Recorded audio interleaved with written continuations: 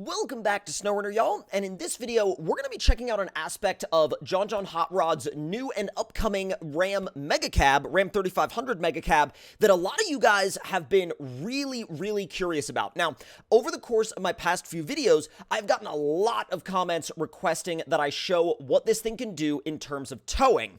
So, what I did was I put together a fully built, fully prepared, like, tow rig spec, basically. We did a stage 2 towing suspension. We're on 44-inch tires. We've got a 6-unit gooseneck behind us, and we've got 3 vehicles on the gooseneck. Now, the vehicles that we have on the gooseneck are actually a single-wheel version of that same Mega Cab 3500. We've also got Lime's Bronco, aka the Project 78, in the middle, and then on the back, we've got Lime's RZR 1000. Now, this setup is, in my opinion, this is about kind of on the upper end of what you'd be trying to haul with this thing outside of the vanilla game cargo. So with that being said, let's fire it up and we'll haul these things out to the mud park and then we'll have some fun.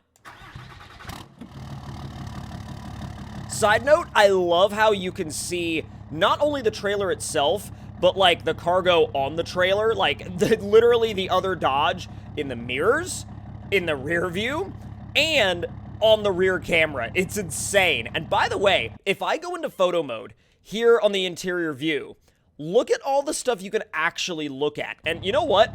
Hold on. Before we do that, you know you can actually just go into photo mode outside and then you can come in and fly around, right? There's so much that you can actually look at.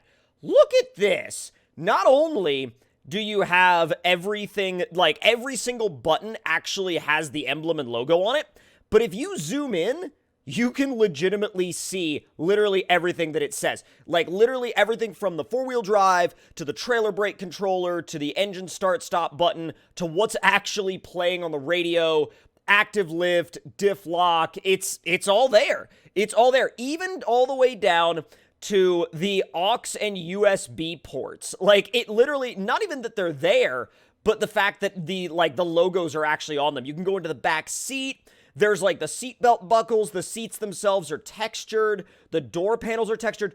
No way. Even the buttons by the door handles. Dude, what? Oh, even the outlet back here. Yo, I'm gonna need to stop looking because I'll literally stay in there for like forever. I'll stay in there forever trying to look at everything. But off we go to the mud park. Now, what we're going to do is instead of going to the main area that we usually go to, we're actually going to cross the bridge, and we're going to go to some of the gnarlier areas on the other side of the water.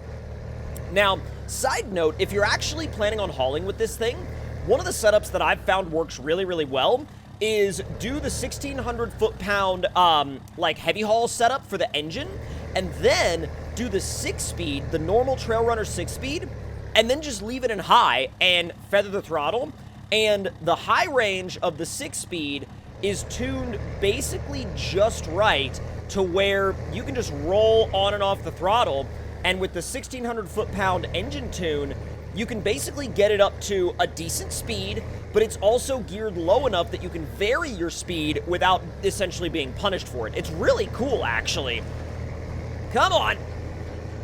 Oh, it makes absolute short work of the creek crossing. By the way, I still haven't taken it out of high range. I legitimately have not taken it out of high range yet.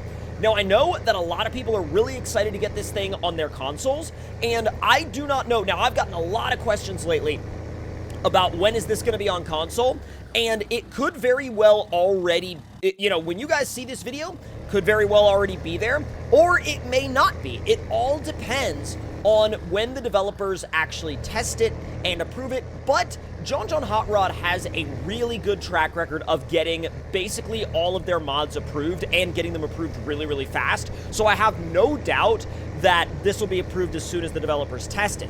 Now, the only thing to keep in mind is that this was released around the holiday season, and I don't know what the developers' schedules look like around the holidays, so outside of that, I mean, I'm sure this thing will be in y'all's hands very soon if it's not already. Now, I am going to very quickly repack that truck up there because, yep, there we go. Because something weird that can happen in SnowRunner due to the way the physics work is basically when you're going down, like, a bumpy road or something like that, and the suspension is loading and unloading a bunch, it can compress on a packed vehicle on the trailer, it can compress and then not return. So if it compresses and doesn't return, you kind of got yourself a little bit of a problem. Now, let me pull this thing around to where we've got a good unloading area. Come on, come on, come on, come on. There we go. It eventually spooled up and high. It took it a second, but it eventually got there. I love this area over here, too. This area does not get visited enough. Oh, my God. Just look at that setup, though. That's what this game is all about. Like, building setups like that. Dude, that right there is what this game is all about. And, you know, I get that, yes, it's technically a hauling game. It's technically a logging game and, you know, cargo hauling and all that kind of stuff. But, like, oh, when it comes to modding, this right here. Now, granted, obviously, you could make a bunch of different scenarios out of, you know, your mods. But this stuff right here, I love this stuff. What other game are you going to be doing this in? Especially a game that is on console and PC. Like, for real. All right, let's go ahead and throw the ramps down. And then we're going to go ahead and unpack everything. And then we'll stop the engine. And then now, we're going to start unloading a few things. Now, we're going to begin with the RZR 1000. There is a console-friendly version of this. And it is, it's actually on several consoles. But I'm not sure if it ever got updated for next gen or not. So you would have to check your respective mod browser on your specific system if you're on next gen to find out. Now, I've never taken this thing out here, and I kind of want to see if we can just do some loops around the edges and then plow right through the middle. Come on. Oh my God, I forgot how capable this was. Didn't mean to send it into that. I actually legit did not mean to send it in there that quick. Oh my God, thank you. I'm really glad that this area has a bunch of winch points that are kind of on the edge because, honestly, at the end of the day, like, if you go in there and you can't get back out, you're going to be either calling a friend or getting a slightly pricey recovery. Let's go. Oh, this thing on the mid-power tune is so much fun. It's so realistic, too. Well, it's a little faster than it would realistically be. But, I mean, at the same time, you never know. I mean, people do big turbo setups on these things. They blow up the transmissions, but they rip for a, you know, at least a short period of time. Come on, come on, come on. Oh, God. Oh, we overdid it. Yeah, we went for a swim. I think that's our cue to go grab the next vehicle because we kind of went for a swim on that one. Now, this, the Project 78, this thing is an absolute maniac machine. It will rip through everything you put in front of it, pretty much. You put any obstacle in front of this, especially something mud-related, it'll just devour it. But before we do any deep mud pits with this thing, I want to go over here and hit this ramp, because I don't think I've ever hit this ramp with the Project 78 before, and I've got the high-speed 8-speed transmission in this thing. When the 8-speed is in this thing, you better be sure it's gonna absolutely rip. Now, by the way, I love how there's a modern, like, Ford F-150 dash in here. I think that's so sick how Limes did that. All right. We ready to see what this thing will do? 3, 2, 1, full send. Oh my God. Oh. Light steering inputs. Light. Light. Woo! Are we gonna clear? I can't believe we just did that. We just cleared the entire mud pit, basically. I mean, we 99.8% cleared it, but that's nuts. That is absolutely wild in basically every aspect. Holy smokes. Let me see if it'll just, like, blast across the... Oh, maybe not. This mud pit is what usually catches most vehicles out. Even vehicles that are very, very, very capable, like, for example, this one, the Power Lines mud pit will still catch it out because it's just that deep and just that thick. Come on, almost there. I really want to hit the hill climbs with this thing because I've never done the hill climbs with it before. All right, we're good. Now, the hill climbs, you need to be careful. You need to apply speed where you need it, but back it off where you don't. Let's see if we can do it on the first try. Ooh, easy. Ooh, come on. There we go. All right, we're almost there. Oh, come on.